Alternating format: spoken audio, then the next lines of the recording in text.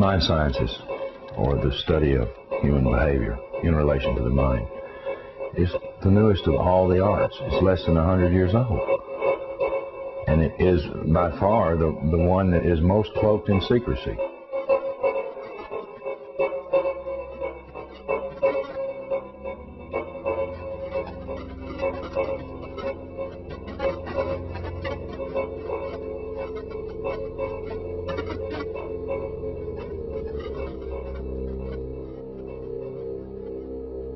The origins of psychological warfare were in Nazi Germany, and in the Nazi ideology they had something that was called Weltanschauungskrieg, which means worldview warfare. The idea for them was imposing the Nazi worldview on the countries that they had occupied. The Americans picked up this idea, created an American version of it, and called that psychological warfare.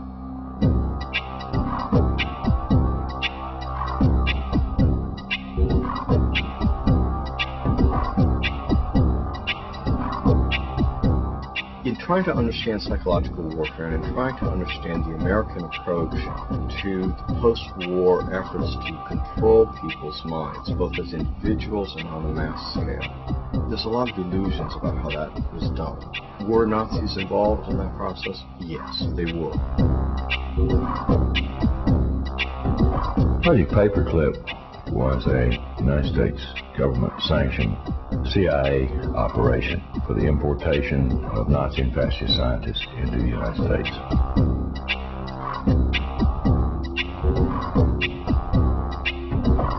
Their statement was simply this: if we don't bring these people into this country and contain them, then our enemies, the Soviet Union, will get them.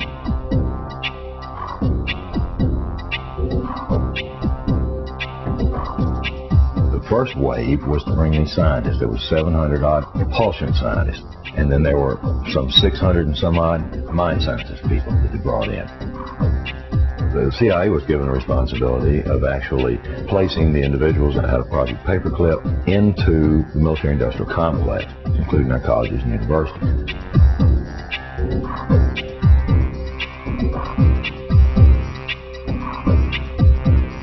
Mind control was a psychological warfare weapon that Adolf Hitler regarded as the answer for taking over the entire planet.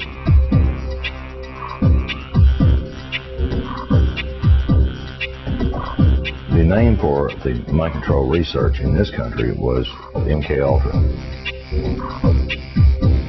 MK Ultra was one program, a series of programs that came out of the CIA to experiment with different types of mind control, using drugs, using electroshock, using insulin shock, and other techniques.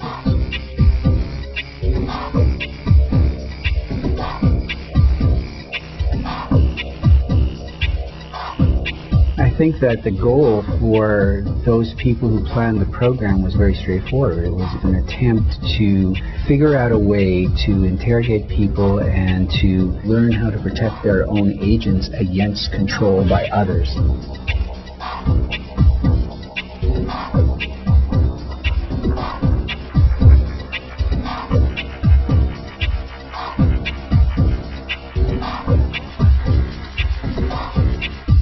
If you put someone in a position of being disabled by not feeding them or not allowing them to sleep or overwhelming them with sound, if you use massive shock treatment and you give people massive doses of drugs such as PCP or mescaline or amphetamines or LSD, and if you put them in periods of darkness where they can't predict from one minute to another what is going to happen next, so they're always dreading, there's no consistency to sort of what's going to happen, anybody can be put in a position of being open to brainwashing.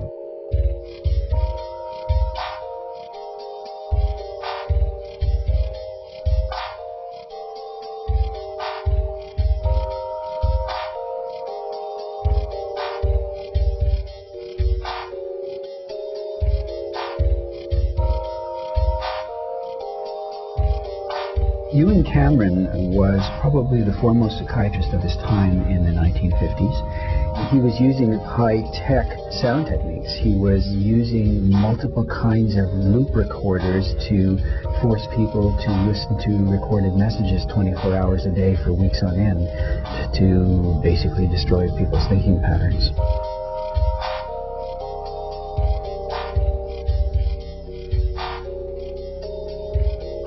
He injected the lysergic acid into the vein, and he patted me on the shoulder and said, "Now there, lassie, we'll see you later." And I started to feel very frightened, and the fright became a terror. And I sort of began throwing myself from one side of the room to the other. I didn't know what to do to stop this feeling. It felt like my bones were melting, that I just didn't know who I was anymore.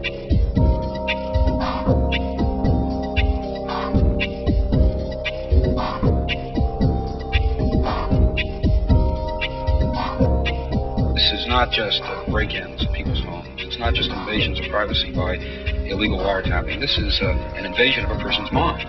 And that is about as profound an injury, except for loss of life, that the government can impose.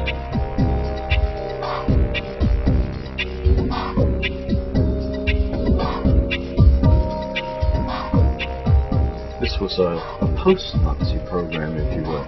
It was an Americanization. I've often made the statement, and I still make it flippantly. The Nazis didn't lose the war. They just had to move. Now it's 50 years later. Now they're much more clever, much more sophisticated. They have a lot more money to spend.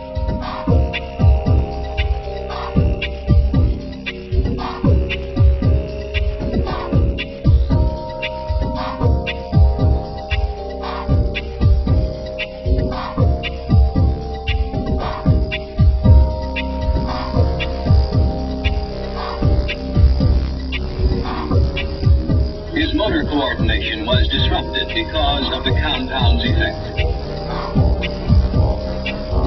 Although his vision was not impaired, he found it difficult to focus his attention on the next objective. His physical actions were noticeably slower. He felt compelled to disobey his instructions. Did Sergeant Ditches give you any instructions about what you were supposed to do tomorrow?